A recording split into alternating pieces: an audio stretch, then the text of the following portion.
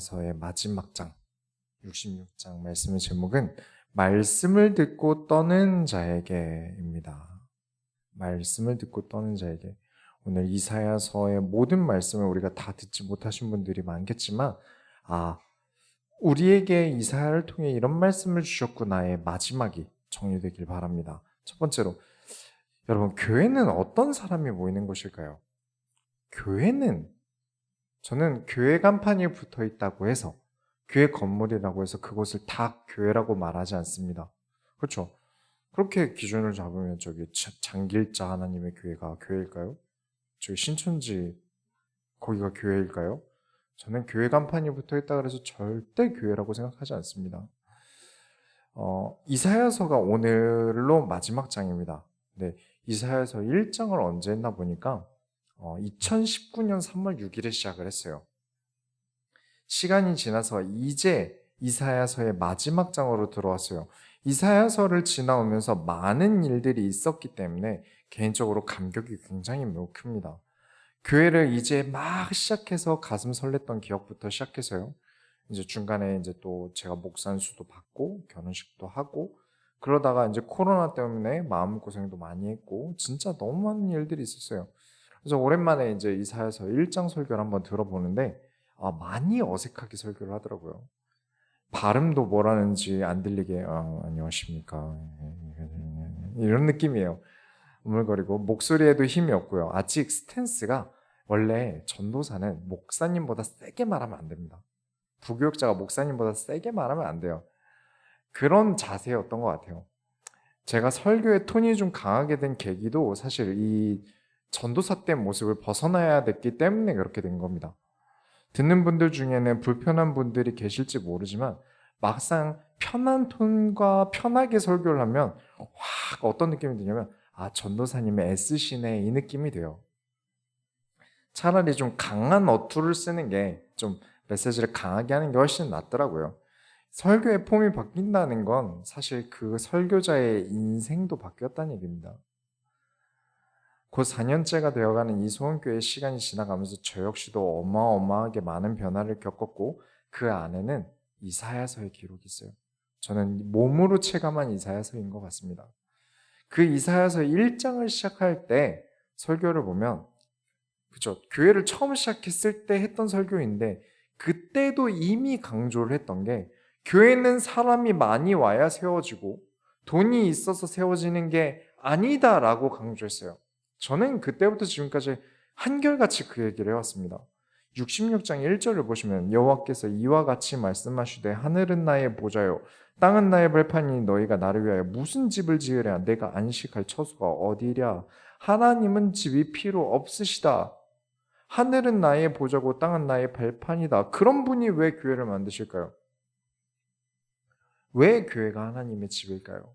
하나님의 집을 평수와 돈으로 환산해 보려고 하면 불가능합니다. 세상 어느 큰 교회도 하나님을 다 담을 수 없습니다. 하나님은 천지를 창조하신 하나님이세요. 2절에 나 여호와가 말하노라 내 손이 이 모든 것을 지었으므로 그들이 생겼느니라. 물은 마음이 가난하고 심령에 통회하며 내 말을 듣고 떠는 자 그 사람은 내가 돌보려니와. 마음이 가난하고 심령이 통회한 자. 신약에 들어와서 예수님이 하신 말씀이 똑같이 말씀하시겠습니다. 산상수훈에 있어요. 예수님께서 산에서 제자들을 가르치실 때 하셨던 말씀입니다. 제가 이 산상수훈에 대해서 설교를 할 때 예수님께서 어떤 의도로 이야기하셨는가의 포인트가 사실은 이 66장 2절에 있었어요. 심령이 가난하면 하나님의 말씀을 들고 떨 수 있습니다. 내가 부자인 줄 알고요. 내가 잘난 줄 아는 사람은 하나님에 대해서도 떨지 않아요. 그렇죠? 사극 같은 데 보면 악한 벼슬아치에게 하늘이 두렵지 않느냐 라고 하지 않습니까? 악인은요, 하늘이 두렵지 않아요. 그렇기 때문에 심령이 가난한 자는 복이 있는 거죠. 내가 하나님 말씀에 떨잖아요. 얼마나 복입니까? 이번 주 주일에 복에 대해서 얘기를 하겠지만 얼마나 큰 복입니까? 교회는 그런 사람들이 주축이 되는 곳입니다. 하나님 말씀에 떠는 사람들이 모여 있는 곳이 교회예요. 하나님이 두렵지 않으면서 모여 있는 곳이 교회라고 말할 수 없습니다. 아무리 돈이 많아도 마음속에 그리스도밖에 없는 사람, 세상에 무서울 게 없어도 하나님 말씀에는 덜덜 떠는 사람, 그런 사람이 2명이라도 모인다면 그곳이 교회입니다. 사람들은 뭐가 많이 갖춰져야 교회라고 생각해요. 건물이 멀끔하고 교회에 이런저런 많은 게 갖춰져 있고 찬양팀이 어떻게 있어야 되고 성가대가 어떻게 돼야 되고 막 어디 관현악당 오케스트라 주의자님 계셔야 되고 그래야 교회라고 생각하는데 진짜 교회는요. 66장 3절에 소를 잡아드리는 것은 살인함과 다름함이 없이 하고 어린 양으로 제사 드리는 것은 개의 목을 꺾음과 다름이 없이 하며 드리는 예물은 돼지의 피와 다름이 없이 하고 분향하는 것은 우상을 찬송함과 다름이 없이 행하는 그들은 자기의 길을 택하며 그들의 마음은 가증한 것을 기뻐한즉. 하나님께서 소를 드리는 제사를 사람을 잡아 죽이는 것과 다름없이 한다고 해요. 누가 사람을요? 자, 여러분이 살인자예요. 사람을 죽이는데 천천히 죽이고 천천히 노력하겠습니까? 범죄잖아요. 빨리 속전속결로 끝내야죠. 하나님께서 소가 필요하셔서 달라고 하는 게 아니라 이 제사를 통해 천천히 그 소를 죽이고 포를 뜨고 하면서 창자를 비우고 하면서 하나님을 배우라고 오실 그리스도를 배우라고 소를 희생시킨 건데 됐고 빨리 끝내자. 오늘 교회 빨리 갔다 오자. 예배 오늘 빨리 끝났으면 좋겠다. 이런 자세를 극단적인 비유로 살인함과 다름이 없다. 빨리 끝내자. 어린 양의 제사로 드리는 것도 개의 목을 꺾음과 다름이 없이 한다. 어린 양을 제사로 드릴 때 과정은 정말 길고 복잡합니다. 제사장 와야 되고 또 사람들 그 어린 양 들고 와야 되고 제사장이 안수하고 막 바빠요.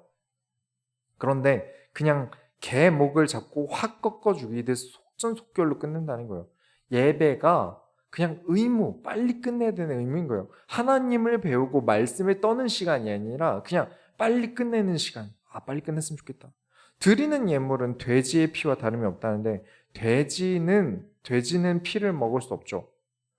소는 먹을 수 있어도 돼지는 안 돼요. 사람의 입에 좋고 하나님께는 불필요한 걸 처리하듯이 나는 못 먹는데 하나님 드려야지. 그냥 빨리. 나는 필요 없으니까 버리는 거 하나님 드려야지. 나 이거 남 주긴 아깝고 버리기는 싫고 교회 갖다 주자. 한 절에 정말 많은 이야기를 담아놨어요. 아무리 갖춰진 게 많은 교회라도요. 소가 없고 양이 없고 분향함이 없고 예물이 없어도요. 그 마음에 그리스도를 알기를 희망함이 하나님 말씀에 두려워 떠는 그 마음이 가득한 자들을 하나님께서 원하신다는 거예요. 그런 사람이 모인 곳이 교회입니다. 하나님께 드려지는 게 아무것이 없어도 기뻐하신다는 게 어디 있습니까? 너무 과장된 해석 아닙니까? 하박국서에 있습니다. 3장에 보면요. 하나님께서 오시는 소리를 듣는 순간에 믿음 있는 자들이 듣고 덜덜 떱니다. 입술이 떨리고 창자가 흔들린다고 표현했어요. 그만큼 떨린대요.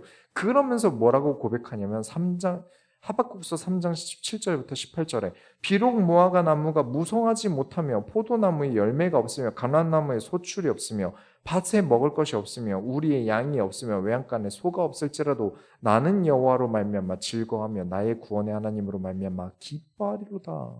이게 교회입니다. 소 때문에 예배가 있는 게 아니에요. 소 잡는 형식 때문에, 예배 형식 때문에 아닙니다. 없어도 하나님이 오심에 두려워 떨고 없어도 하나님으로 인하여 기뻐하는 사람들이 모인 곳이 교회예요. 그래서 저는 교회를 구분할 때 간판으로 구분하지 않습니다. 하나님께서 기뻐하는 교회는 헌금이 많이 도는 교회가 아닙니다. 사람이 많은 교회도 아닙니다. 하나님의 음성이 들릴 때 떨며 기쁨으로 하나님만으로 나는 기쁘고 즐겁습니다 고백하는 사람들이 모이는 곳이 교회입니다. 두 번째로 그들이 회복함으로 기뻐하리라.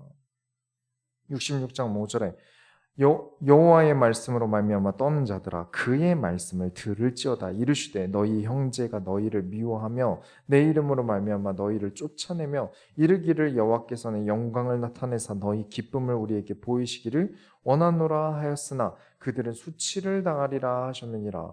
하나님께서 말씀하심을 듣고 떠는 자들에게 말씀을 하세요. 믿음을 올바르게 가지고 있는 자들을 사람들이 미워하고 쫓아내요.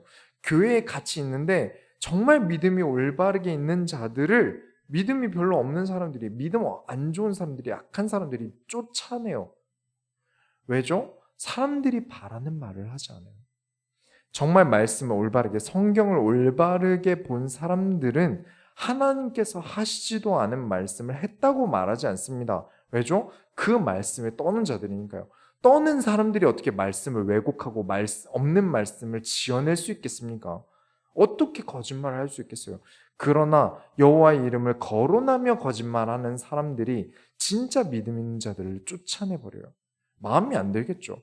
그래서 하나님께서 그들에게 수치를 당하게 하리라. 진짜 그리스도인이, 진짜 교회가 무엇인지 내가 보여주겠다. 그 쫓겨난 자들에게 내가 복을 줘서 그들로 하여금 악한 자들을 수치스럽게 하겠다. 6절에 떠드는 소리가 성읍에서부터 들려오며 목소리가 성전에서부터 들리니 이는 여호와께서 그의 원수에게 보응하시는 목소리로다. 성전에서 목소리가 들린다. 성읍에서 떠드는 소리가 들린다. 그래서 무슨 소리인지 들어봤는데 여호와께서 원수에게 복수하시는 소리다.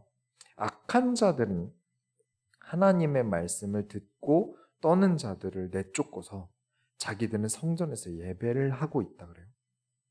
그렇죠? 진리가 아닌 걸 가르치면서 진리 가르치는 사람들을 멀리하면서 자기들은 예배 드린다고 해요. 거기서 말 같지도 않은 제사를 드려요. 그 개 목을 꺾듯이 살인을 하듯이. 그렇게 말씀을 거부한 거짓 예배자들을 다른 방법을 안 치고 너희들이 한 죄 그대로 갚겠다. 말씀으로 치시겠다는 겁니다.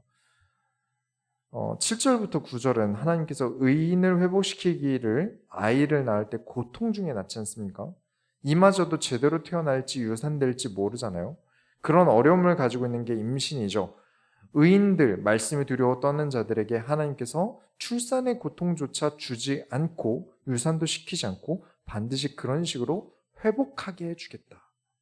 10절부터 14절의 내용은 그렇게 잉태하여 낳은 것과 같은 이스라엘의 회복으로 인해 너무나도 기쁨과 위로를 받게 하겠다. 하나님의 말씀에 두려워 떨고 그와 동시에 하나님의 말씀에 기뻐하는 사람들을 하나님께서 그만큼 사랑하신다는 것입니다. 그렇게 하나님을 존중하며 존경하는 마음을 가진 교회가 소원교회인 줄 믿습니다. 세 번째로 말씀을 우습게 보는 자를 치시리라.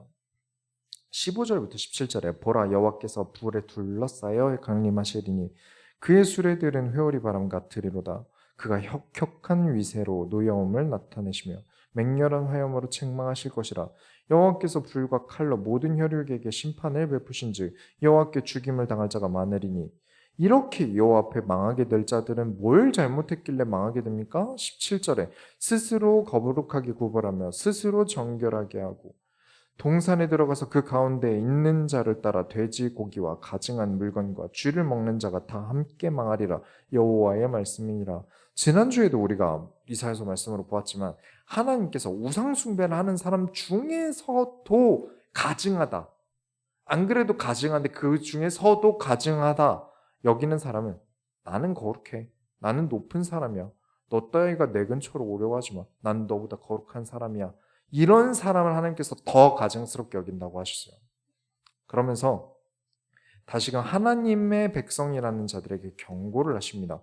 20절부터 21절에 나 여호와가 말하노라 이스라엘 자손이 예물을 깨끗한 그릇에 담아 여호와의 집에 드림같이 그들이 너희 모든 형제를 문 나라에서 나의 성산 예루살렘으로 말과 수레와 교자와 노새와 낙타에 태워다가 여호와께 예물을 드릴 것이요 나는 그 가운데서 택하여 제사장과 레위인을 삼으리라.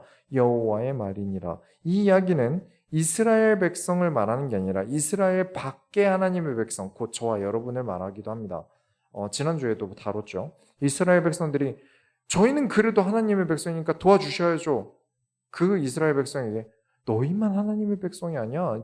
저 이방인 중에도 나를 부르는 자들에게 내가 여기 있노라 했어. 이번 주에도 똑같은 이야기를 하고 계신 거죠. 하나님은 이스라엘만의 백성이 아니십니다. 하나님께서 이스라엘만 선민으로 구원하신 게 아니에요. 22절에 내가 지을 새하늘과 새 땅이 내 앞에 항상 있는 것 같이 너희 자손과 너희 이름이 항상 있으리라. 여호와의 말이니라. 너희 모든 하나님의 말씀에 떠는 자들을 잊지 않고 너희 이름을 항상 남겨두겠다. 자주 언급합니다만 이름을 남기지 않는 게 성경적인 게 아닙니다. 막 내 이름 없이 빚도 없이 살다 가는 게 크리스찬이다. 절대 아니에요. 그건 성경 안 본 거예요. 그냥 너무나 중요한 일이기에 이름을 남겨야 하는데 죄가 되는 남김이 있죠. 성경적으로 이름을 남기면 죄가 되는 이름이 있어요. 나를 마치 신격화해서 이름을 남기려는 노력은 잘못된 겁니다. 우리가 이름을 남기려는 것은 나의 이름까지도 하나님 나라의 일을 위해 쓰임받자는 거예요. 나의 죽음까지도 앞으로 있을 하나님 나라의 일을 위해 쓰겠다는 거예요. 내 이름만 들어도 바로 그리스도가 떠오르고 언약이 떠오를 만큼 대명사가 되자는 것입니다. 그러면서 이사야서의 마지막을 23절부터 24절로 정리합니다. 결론을 내릴게요. 전체 이사야서의 결론이기도 합니다. 23절부터 24절에 여호와가 말하노라 매월 초하루와 매 안식일에 모든 혈육이 내 앞에 나와 예배하리라. 그들이 나가서 내게 패역한 자들의 시체들을 볼 것이라. 그 벌레가 죽지 아니하며 그 불이 꺼지지 아니하며 모든 혈육에게 가증함이 되리라. 딱 뭔가 알맞게 끝는 느낌이 아니죠. 어떤 책도 이런 식으로 끝나진 않지 않습니까? 이게 어떻게 마지막 엔딩이 될 수 있지? 라는 생각이 들어요. 그런데 이사야서를 1장부터 66장까지 설교를 해오면서 저는 이 엔딩이 가장 맞는 엔딩이라고 생각합니다. 이사야서를 쭉 다뤄오면서 정말 징하게 이때나 이 이사야 때나 지금이나 진짜 예배자를 찾을 수가 없다. 정말 예배를 올바르게 드리는 사람 찾기가 너무 어렵다. 진짜 예배자가 없는 게 아닌데 분명히 예배 드리는 자들이 있어요. 정말 하나님의 말씀에 두려워 떠는 자들이 있어요. 그런데 그런 사람들을 자꾸 감추고 아웃사이더로 만들어요. 신학대를 다녔고 목사님 아들의 25의 대학 교수가 되었던 최고 지식인 중 한 명이었던 니체가 이런 말을 합니다. 대중들은 선구자들의 말을 듣지 않는다. 올바른 길을 제시하는 사람들을 비웃는다. 진리의 말을 전하는 사람보다 줄타기 공연 보는 것을 더 즐거워합니다. 선구자는 언제나 시대의 시체를 짊어지고 문을 두들기며 먹을 것을 달라고 구걸하는 사람이 됩니다. 라고 제가 아주 많이 의역해서 말씀드린 거긴 하지만 같은 의미예요. 선지자들의 삶이 그래요. 산 사람이 아니라 과거에 이미 죽었던 사람들을 등에 업고 바른 길을 제시하자고 돌지만 그 현실은 문을 두들기면서 미안한데 먹을 것 좀 주세요라고 구걸하는 인생이라고요. 그런데 말해야 돼요. 선지자들은 자신의 취급이 절대 나아지지 않을 것이라는 걸 알면서도 바보가 되는 군중들 앞에서 옳은 말을 해야 돼요. 왜냐하면 선지자들만큼이라도 하나님 말씀에 떠니까요. 군중들은 하나님 말씀에 떨지 않지만 이 사람들은 하나님 말씀에 떨기 때문에 이 말을 전해도 내 삶이 아무것도 달라질 게 없다는 걸 알아요. 그래도 전할 수밖에 없었다는 거예요. 많은 사람들이 하나님의 말씀을 무시하지만 이사야만큼은 하나님 앞에 설 때마다 자신이 얼마나 흠이 많은 죄인인가 돌아보면서 끝까지 자신의 길을 나아갑니다. 그 길에는요, 광야에서 외치는 외로운 삶도 있었어요. 왕의 친구가 되기도 했고요. 그러다 그 왕의 아들에게 죽임을 당해요. 모진 수모를 겪어야 했습니다. 그렇게 답답할 거예요. 66장 23절에 여호와가 말하노라 매월 초하루와 매 안식일에 모든 혈육이 내 앞에 나와 예배하리라. 진짜 예배 들어보면 나를 이해할 수 있을 텐데